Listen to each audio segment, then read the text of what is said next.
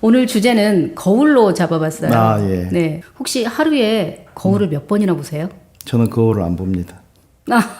교수님이나 저나 이제 거울은 자주 보진 않지만 인문학적 거울, 네. 역사적 거울을 오늘 깊게 한번 들여다보도록 하겠습니다. 네. 거울은 문학 작품에서는 자아를 들여다보는 도구로 많이 활용을 하거든요. 네. 역사적으로 이 거울이 처음 등장한 건 언제부터였을까요? 거울이 처음 발견된 건 8,000년 전 정도 됩니다. 기원전 6,000년경에 흑요석 덩어리를 반으로 잘라서 이 흑요석은 화산암인데 굉장히 반짝반짝해요. 그래서 그걸 반으로 잘라서 거울을 만든 게 터키에서 발견됐습니다. 이미 신석기 시대에는 거울을 보기 시작했다는 거죠. 이 거울을 보기 시작했다라는 게 어떤 의미일까요? 글쎄, 우리가 자신의 모습을 볼 수가 없잖아요. 네. 상대가 내 모습을 보는 거지. 네.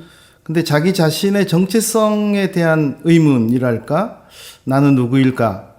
그런 데 대한 어떤 생각들이 거울을 만들어내게 한 것이 아닐까 그런 생각이 들어요.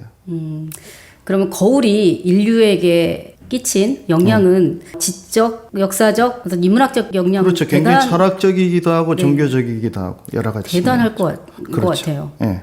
흑요석 거울이 출발이고 그 다음에 그러면 청동기 거울이 나오나요? 예, 그렇죠. 아마도 거울에 대한 생각을 하게 된 거는 아마도 물에 비친 자신의 모습을 물이 아닌 것으로 비출 수 있을까라고 생각하면서 흑요석 거울이 등장했던 것 같고요. 네. 그러고 나서 이제 청동기 시대가 시작되면 청동으로 거울을 만듭니다. 옛말에 거울에 비친 것처럼 내 모습이 희미할지라도 이런 말이 나오는 거는 청동 거울에 자신을 비치면 깔끔하게 우리 유리 거울처럼 그렇게 나오진 않거든요. 청동 거울의 경우는 계속 닦아내야 돼요. 녹이 쓰니까. 그러면서 깔끔하게 자신을 비추어낼 수 있는 거죠. 이게 어떤 마음의 수양에 대한 메타포로도 충분히 활용할 수 있겠네요. 예. 근데 닦아내야 이제 된다. 청동으로 거울을 만들고 나서는 바로 거울의 기능에 주술성이 반영되기 시작해요. 그래서 그 주술성이 무엇이죠? 그게 뭐냐면 이제 청동이라는 게 매우 만들기도 힘들고 네.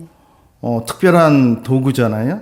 그래서 청동 거울에 비치는 거는 사람뿐만 아니라 존재하는 모든 것, 즉 사람의 눈에 보이지 않는 것도 비출 것이다 라는 생각을 하게 되면서 신, 사악한 존재 이런 그 영적으로 생각할 수 있는 그런 세계의 존재도 이 거울에 비춰질 것이다 라고 생각을 해서 청동 거울이 주술적 도구로 바뀌어요. 그러니까 생각나는 드라마가 있어요. 제가 어렸을 때 봤던 드라마인데 너무 강렬해서 혹시 옥녀라는 드라마 아세요? 아니 저는 잘 모릅니다. 1977년도에 나왔더라고요. 그러니까 제가 정말 애기였을 때 봤던 그림인데 이 거울만 보면 죽은 엄마가 나타나서 이 옥녀를 도와주는. 교수님 이제 방금 주술성이라고 말씀을 하시니까 바로 그거예요. 그런 식으로 이제 거울을 보다 보면 거울 속에 다른 존재가 비치기도 하는 거거든요. 네. 그러니까 처음에는 존재하는 것을 비췄는데 그 다음에는 존재한다고 믿을 수 있는 것, 예를 들어서 영혼까지도 비출 수 있게 되는 거죠.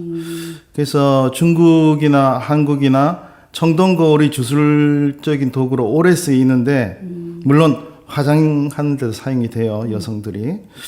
근데 그러면서 이제 거울 문학이라는 것이 생겨나고 네. 거울 속에 있는 특별한 존재가 나와서 나를 도와주기도 하고 아니면 거울 속에 사악한 존재가 비춰져서 정체를 알아내기도 하고 그런 것과 관련한 매우 많은 이야기들이 사람들 사이에 돌기 시작해요. 그래서 그것을 이제 동아시아에서는 거울 문학이라고 합니다. 아하. 거울 문학하면 가장 유명한 게 백설공주 아닐까요? 뭐 그렇죠. 예. 예. 거울아 거울아. 예. 누가 제일 이쁘냐. 예. 그러니까 동양이나 서양이나 같은 거죠. 그런 면에서. 인간이 예. 이 거울을 보고 그것이 나라고 인식할 때 자아가 생겼다라고 얘기를 하더라고요. 예. 보통 유아기 때 거울을 앞에다 대놓고 이 아이가 이 거울하고 놀고 있는지 아닌지를 보는 걸로 이제 자아 형성이 됐는지 알아보는 기법도 있더라고요. 네. 예, 그래서 실제 그 심리학적이나 뭐 이런 인류학적인 조사 과정에서 예를 들어서 동물에게 네. 거울을 비춰주면 네. 처음에 굉장히 놀래요. 그걸 자신이라 생각 안 하니까. 그렇죠. 너 누구야? 이러면서 거울을 보고 막 짖는다든가 그런 현상이 나타나면서 이제 아마 어떤 면에서는 거울 속에 비친 것이 다른 존재라 여기던 단계를 지나가면 자아에 대한 인식이 시작되지 않을까 그런 생각도 들어요. 이제 그러면서 이제 거울의 기능이 확산되기 시작해서 매우 다양한 방식으로 이해되기 시작하는 거고 그러면서 이제 어느 순간 거울을 통해서 다른 세계로 간다든가 거울 속에서 다른 존재가 나온다든가 예. 그래서 뭐 우렁각시 이야기 같은 것도 거울 속에서 누군가가 나와서 나를 도와주는 뭐 그런 이야기도 있거든요. 그러고 보면 이제 저번 시간에 했던 문의 역할과 거울의 역할이 좀 유사한 역할을 하고 있는 것 같아요. 그런 면이 있죠. 예, 예. 제가 좋아하는 그림을 소개하려고 가지고 왔는데 어디 갔냐? 아, 애셔의 그림인데요. 네. 구슬을 든 손이라는 그림 혹시 아세요? 아니, 전 잘 모릅니다. 예. 그림 속에서 이제 애셔라는 화가가 구슬을 들고 있는 손을 그렸어요. 예. 그런데 나는 구슬을 보고 있는데 네. 이 구슬 안에는 네. 온 세상이 다 들어 있는 거예요. 예. 마치 이제 화엄사상처럼 이 온 우주를 담고 있는 구슬, 이 구슬을 보고 있는 나, 이걸 그린 그림이거든요. 예. 그래서 아까 구슬 또는 뭔가 거울, 비춰내는, 비춰내는 거울, 확장성 우주를 담고 있는 거울 이런 의미로 확장이 되는 것 같아요. 네, 그러면서 이제 거울 문학이 현대화되는 과정이 있어요. 그 일본 같은 경우는 거울 속에서 다른 존재가 나와서 다시 또 그와 함께 거울 속의 세계로 들어가는. 그래서 다른 세계에 들어가서 그걸 보통 일본의 그 현대 판타지 문학에서는 이세계물이라고 그러는데 근래에 상당히 그 널리 이렇게 인기를 받고 있는 무슨 평행 세계관 혹은 다중 우주론 네. 이런 것들이 있는데 그게 대개는 통로가 거울이에요. 그런 면에서는 거울이 인간의 역사에서는 그 무엇보다도 크게 영향을 끼치고 있는 도구가 아닌가 그런 생각이 들어요. 그림을 오늘 많이 들고 왔거든요. 아, 그 중에 그래요? 하나가 이제 네. 참여하는 막달레나 조르지 드라투르의 그림인데요. 네. 이제 그림을 보면 한 소녀가 거울을 보고 있어요. 근데 거울 속에 비친 모습은 해골이에요. 야. 이 소녀가 해골을 손에 들고 받치고 있고 거울에 비친 건 소녀의 모습이 아닌 해골이 네. 이 촛불 아래에서 보여지는 그런 그림인데요. 섬뜩하기도 그 하고 의미가 뭔가요? 그 본질을 드러내는 건가요?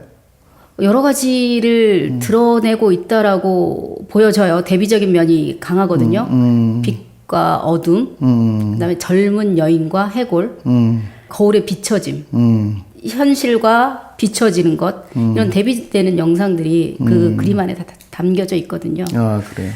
전통적인 거울에 대한 개념에 비추어 보면 뭐 중국 음식점 같은 데서는 현관 입구에 높은 데 거울을 걸어놔요. 이유가 뭘까요? 사악한 존재가 들어오다 자기 모습이 비춰진 걸 알고 들켰다 라고 생각해서 도망치게 만드는 즉 액을 막는 기능이죠. 그 중국의 운남 지방의 소수민족들 같은 경우는 신부가 화관 장식을 하면 화관 한가운데 거울을 달아놔요. 작은 거울을.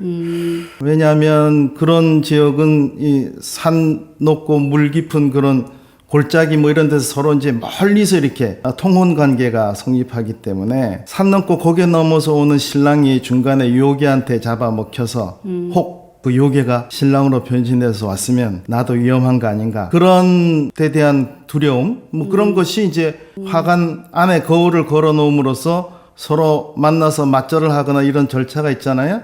그럴 때 이제 신랑의 정체가 확실히 드러나는 거예요. 요괴인지 진짜 자기가 평생의 반려로 삼을 신랑인지. 일본 같은 경우는 신사의 한쪽 구석에 늘 신을 태우는 가마가 있어요. 근데 가마의 입구의 제일 위쪽에 보면 되게 오래된 청동 거울을 이렇게 빛이 반사될 수 있게 드러내서 걸어놓는 사례가 있어요. 이건 뭐냐면 1년에 한 번 이 사람들이 이제 신사를 중심으로서 축제가 있거든요. 그런 걸 하면 되게 이제 이 신을 모시고 그 가마를 앞뒤에서 메고 네. 마을 사람 전체가 따라가면서 마을 전체를 한 바퀴를 돌아요. 이것도 이제 일종의 액막인데 그 마을 전체를 정화하는 과정이에요. 그 정화하는 과정을 그 거울도 일정한 역할을 하는 게 그 거울에 사악한 존재들이 비치면 그 마을 바깥으로 다 달아나는 거예요. 그래서 그 효과가 1년 간다고 믿기 때문에 1년에 한 번씩 그렇게 하거든요. 그래서 이제 한 번 쭉 하면 아이들이 좋아하는 말로 결계가 쳐지는 거예요. 그 결계를 치는 그 기능의 핵심이 그 거울이에요. 네. 이게 이제 인문학적인 메타포로 본다면 이제 자아 성찰로 환원할 수 있을 것 같기는 하거든요. 타자를 대하고 싸움을 하거나 토론을 하거나 어떤 문제에 대해서 쟁점을 얘기할 때 상대방의 얼굴은 보지만 자신의 얼굴은 보지 못하잖아요. 그렇죠. 만약에 그 앞에 거울이 있고 자신이 분노하는 모습 또는 토론하는 모습 뭐 이런 모습을 본다면 상당히 그 토론과 그 대화의 양상은 달라질 거라고 생각을 자기 하는데 관리를 해야죠. 포커페이스를 그렇죠. 한다든가. 그런 면에서 아까 이제 악마나 나쁜 세력들이 거울을 보고 놀래서 도망간다라는 거하고 어떤 메타포적으로 연결이 되는 것 같습니다. 뭐 그럴 수도 있고. 거울이라는 아주 작은 소재를 가지고도 교수님과 이렇게 깊은 대화를 나눌 수 있어서 정말 좋은 시간이었습니다. 네, 오늘은 여기까지 하겠습니다. 네, 감사합니다.